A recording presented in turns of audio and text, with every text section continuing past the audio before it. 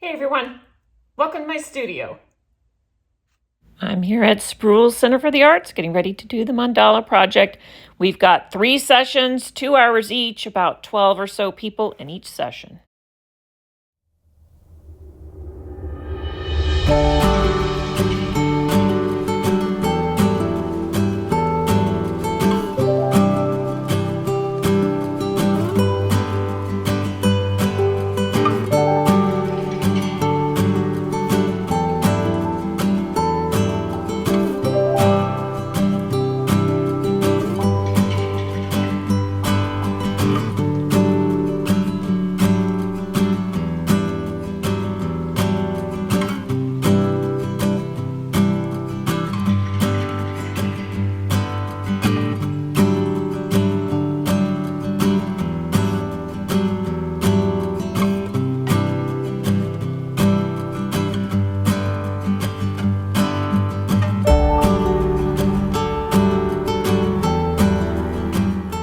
You guys, look how fun! Oh no, they look great. Thanks so much for helping. Woo!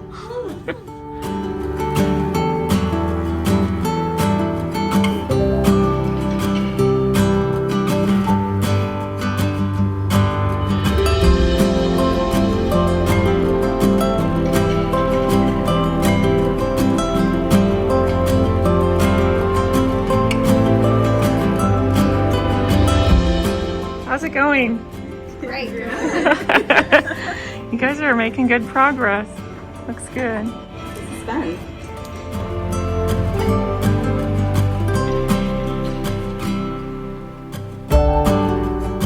How was it, everyone? Great. Oh, they look so good. Thank you for helping.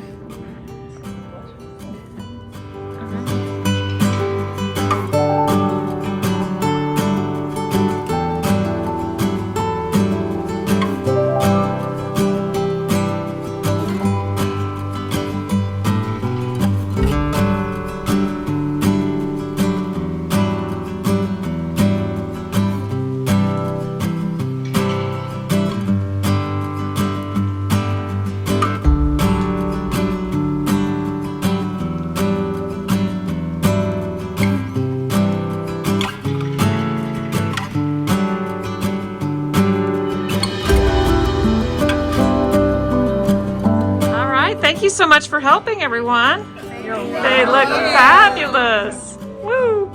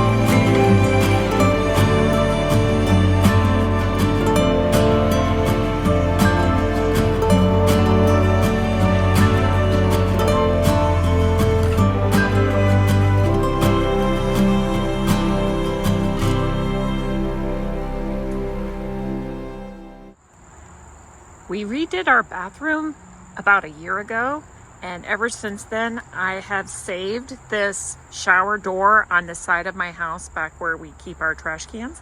And today is the day where I'm going to take it out, clean it off. It's tempered glass, so I am going to break it. And then I'll have a lot of tempered glass to use for mosaics. Here we go.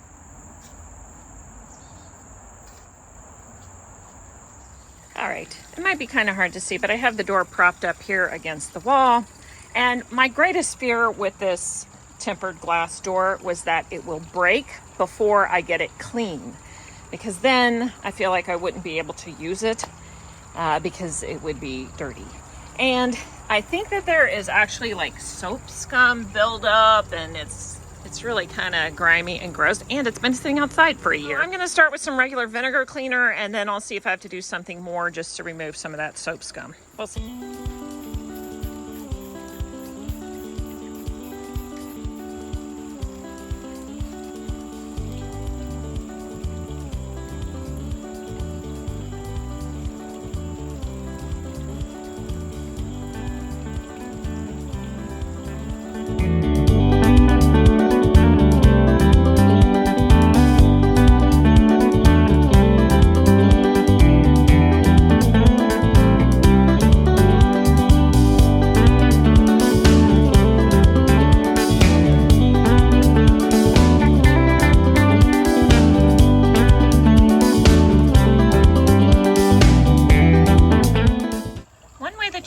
glass is tempered is that there should be a little label on the glass somewhere that actually says that it's tempered.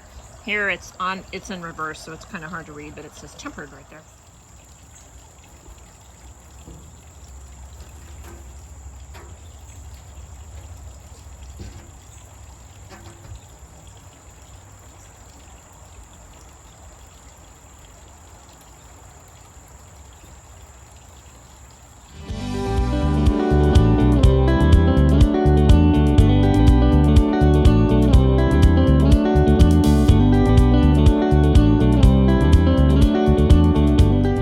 Portion of this door has a bit of a ridge where it was sitting in the track, and it's quite dirty, and I just think I'm going to call it a loss. I don't really need that little strip of tempered glass because I have all of this. I taped it off so that I kind of know where that is, and I'm not going to use that really gross dirty part.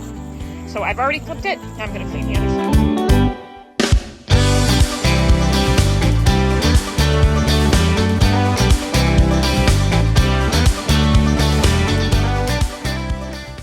Using some barkeeper's friend and steel wool to get rid of that soap scum and all the buildup, and then I just rinse it off with water and wipe it off with a sponge. It comes right off, nice and clean.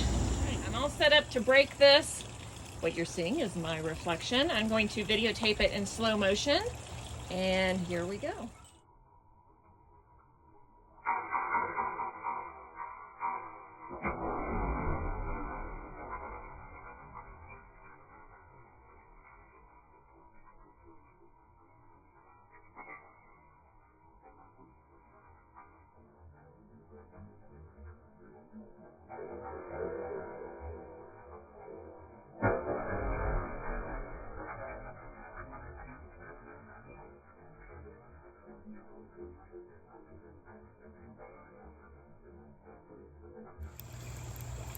We just broke this glass about a minute ago, and I can hear it popping and snapping and clicking as more parts of it break. It's going to take a few minutes for it to finish up. I'm really kind of surprised some of these pieces down here are really pretty big. I may have to end up breaking those again to make them smaller. Anyway, I have a bin. I'm going to put it all into a bin next.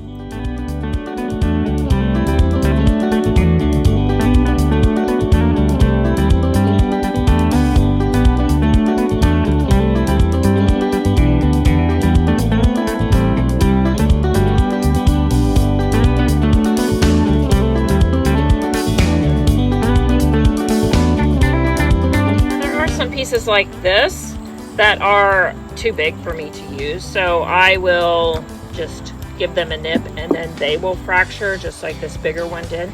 But I'm going to actually wait and do that for when I need to use them. That's it.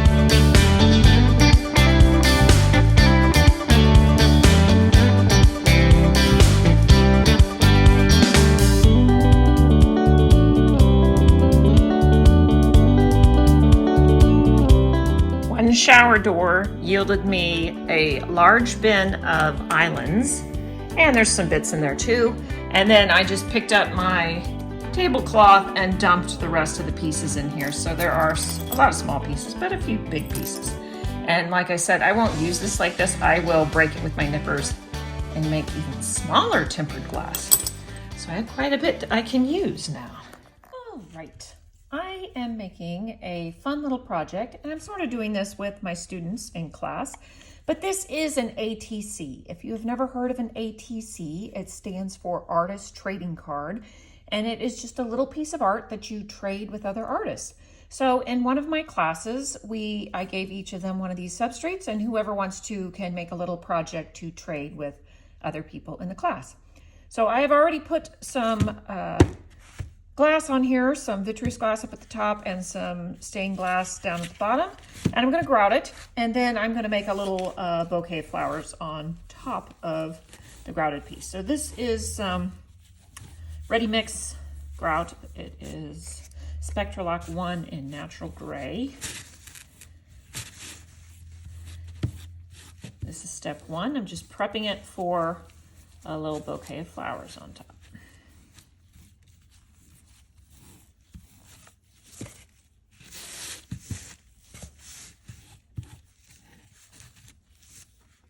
What I love about this grout is that you put it on and you wait 5 minutes, then you take a damp sponge and using a circular motion, you wipe off the excess grout.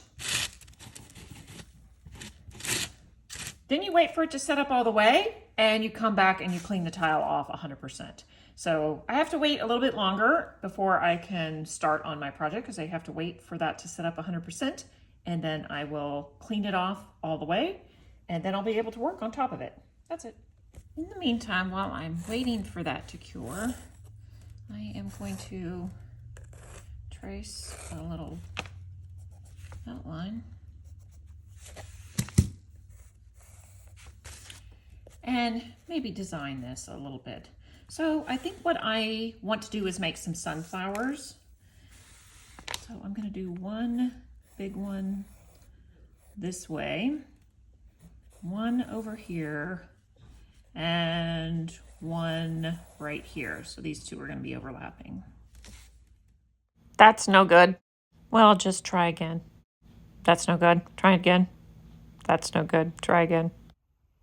I need a different viewpoint and a little inspiration here.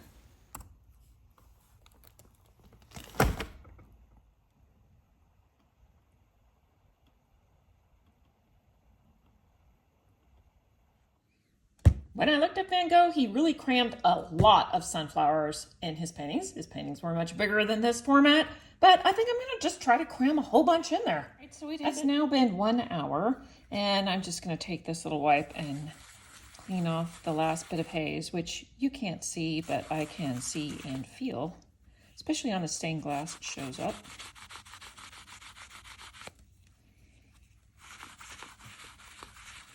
There we go. It's all good to go now. I've mixed up a little batch of Apoxie Sculpt, and it's going to do double duty. It is going to hold my pot on, and it is also going to be the center of the sunflowers.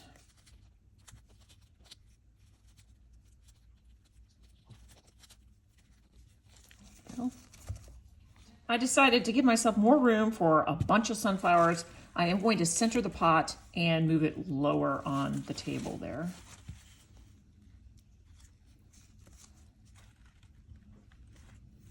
That looks good.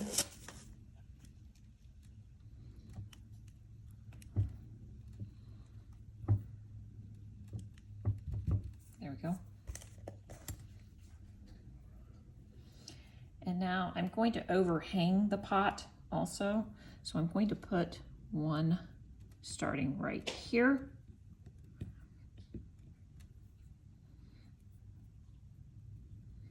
One over here. I'm going to try to get an odd number in there. And he had a bunch of yellow ones that were just all yellow, maybe like a teddy bear sunflower, kind of in the middle. So I'm going to do a couple that are just completely yellow. Yellow centers and yellow petals that are touching and in the middle. And then up here, we'll do another one facing out.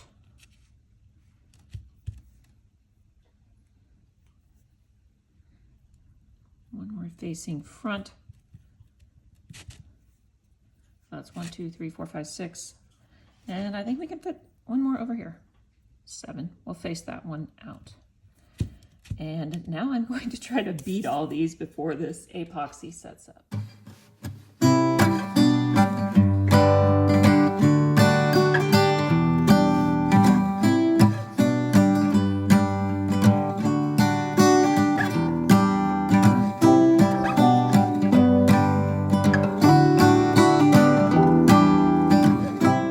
I really jammed a lot of beads on there, and now I think I'm done. So I'm going to trim off the excess epoxy.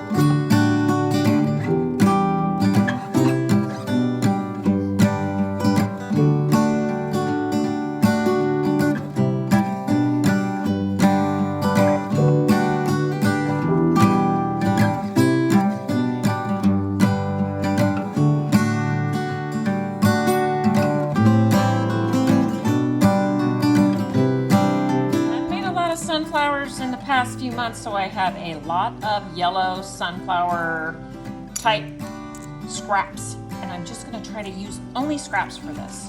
That's my challenge.